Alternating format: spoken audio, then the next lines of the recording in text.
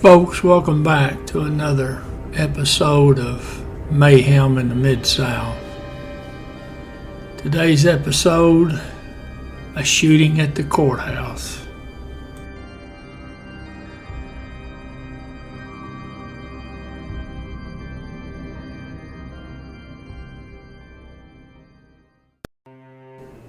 Now, folks, we're going to visit today the county of Roane, which is in east central part of the great state of Tennessee.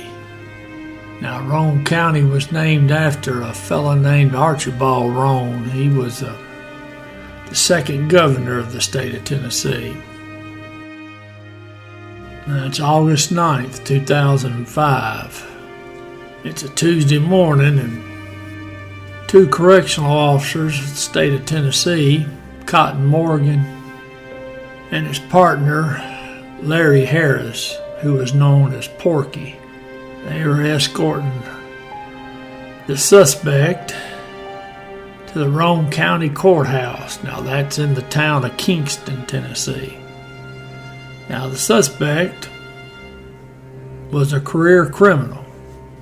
Now they had brought him down from Brushy Mountain State Penitentiary, which, as you might know, is a very infamous prison in Tennessee, maybe the most famous.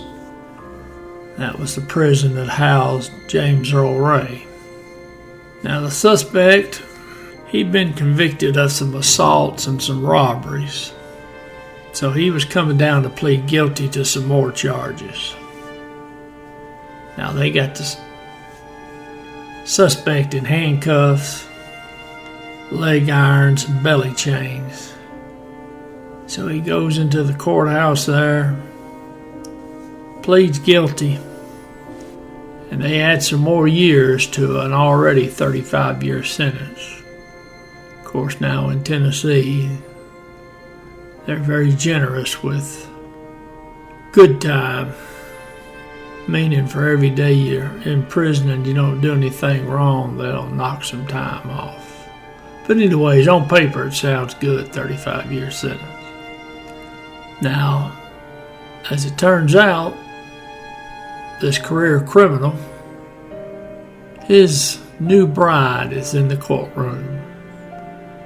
What a catch she must have been.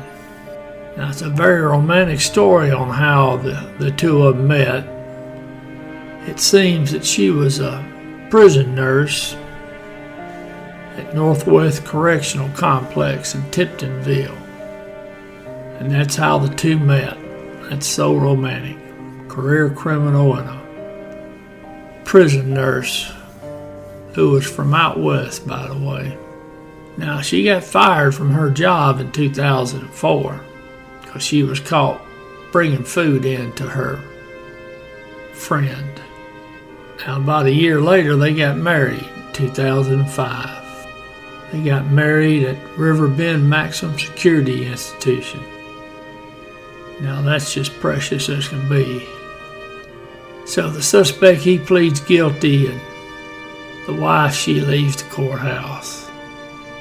Now Cotton Morgan, one of the two correctional officers, he'd been doing this job for about 28 years. But now they said he never mistreated the prisoners. Now the suspect, he's acting all emotionally distraught and upset and sad, and he's boo-hooing. Now, old Cotton, he's trying to ease the pain of the suspect, trying to tell him it's going to be all right. Now Cotton's partner, Officer Harris, he commented to the media that old Cotton was trying to comfort the inmate, how quick things will change. Now, Officer Morgan and Officer Harris, they escort the suspect out of the courtroom, down the hallway. They take him out the back because they're going to load him up there in the parking lot. They don't have a sally port at this county jail. this county courthouse. So they got to take him into the parking lot, put him in the prison van. Now, while they're getting ready to load him up, all of a sudden, our suspect, he screams out, "Shoot him." Now, the officers, they look up, and lo and behold, there's the suspect's wife, and she's armed with a 9mm pistol. And she had just recently bought it at a pawn shop. Now, she starts cranking off rounds, and she hits Officer Morgan several times in the stomach area. And then she's cranking off rounds at Officer Harris. Now, she didn't hit him. Now, the suspect, he breaks free, and he's running towards his lovely bride. Now, Officer Harris, he's returning fire. One of his shots hits the suspect's wife in the leg, but she just limped off, and the two of them jumped into a Ford Explorer, and they left the parking lot. Now, they only drove about 5 blocks or so from the courthouse, and they left the Explorer. They jumped into a minivan. Now, this minivan belonged to an elderly patient that the wife had been taking care of. So now they get into the stolen minivan, and they leave out. Now, they left her Explorer there at the Subway shop. Now, that Subway shop's only about 3 blocks from Interstate 40. And they jump out on the interstate. Now, Officer Harris is back there at the scene, and he's trying to stem the blood flow from his partner, and he's trying to get him help. And he's waiting on the fire department ambulance to get there. Well, now they airlift Officer Morgan to UT Medical Center. But now he's just too shot up. Now, he dies about an hour later. Officer Morgan was 56 years old. Now, pretty quick, they got police all over the place. Now, they've done figured out from where they abandoned the vehicle that they've done hit the interstate, but they don't know if they went east or west. Now, the suspect, he's from Roane County there in Tennessee. Now, of course, they send officers over there, and they're kind of in the area watching, waiting to see if the suspect's going to come that way. Now, he doesn't show up there. Suspect's family even gets on TV and tells the suspect to turn himself in. Well, now, while all this is going on, the suspect and his lovely wife, they went eastbound on I-40. And then when they got to Interstate 75 there in Knoxville, they went north. Now, they drove about 4 hours, and they stopped there in Florence, Kentucky. Now, that's just across the state line there from Cincinnati, Ohio. Now, the wife, she bought a hacksaw from the Lowe's there in Florence, and they got them a hotel room there at the Econo Lodge in Erlanger, Kentucky. I've stayed there myself to go see the Cincinnati Reds play. Now, they cut all the belly chains and handcuffs off, and she dyes her hair and she cuts it, and she's all ready to go, only she's toting a bullet in her leg. Now, they spend the night there at the Econo Lodge. They get rid of the gun and get rid of her husband's inmate outfit. Now, they decide they're not going to ride in that van any longer, so they call a taxi.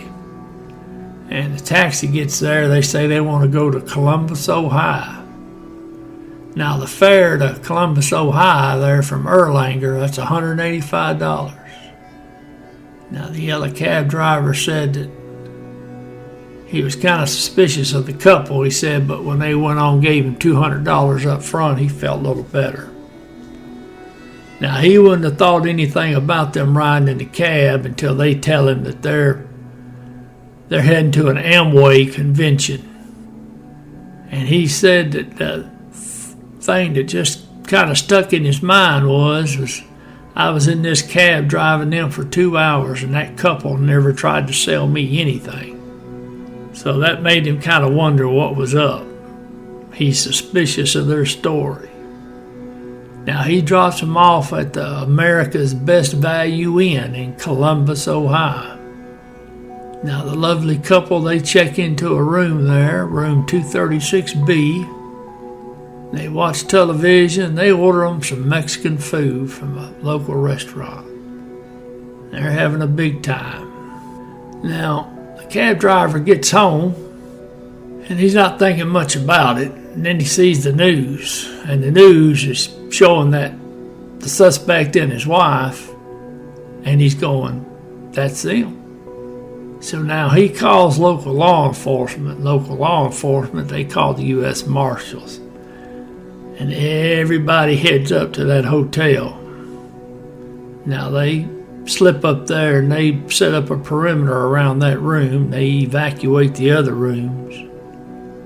Now they decided they didn't want to wait till that couple came out, so Marshall in charge of his little detail, he just calls in the room and tells them that dinner's going to be late, that they're surrounded, they better surrender.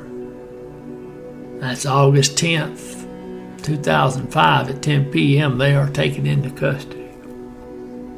Now, as you might guess, as with most things, you don't really fix an issue until it becomes an issue.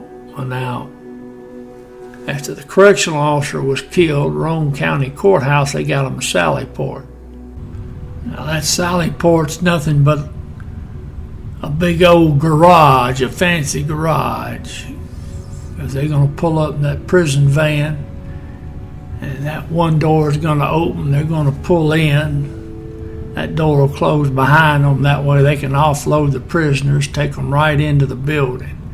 And then when they're leaving, they just come right back out, get in the van, and there's a second door, so they can just pull straight on out. It's going to make it a lot safer. Now, September 17th of 2007, the wife, she pled guilty to first-degree murder, and she got a life sentence without the possibility of parole. Now, she's incarcerated in the Tennessee Prison for Women in Nashville, and she's been there since August the 10th, 2005. Now, part of her plea bargain, in order to avoid the death penalty, well, she had to testify against her loving husband. Now, the husband, he went on and pled guilty to all charges. That was March 9th of 2009.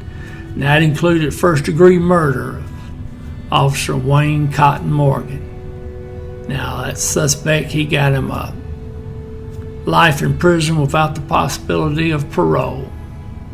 We still lost a good man, and we got nothing to show for it. Sad state of affairs.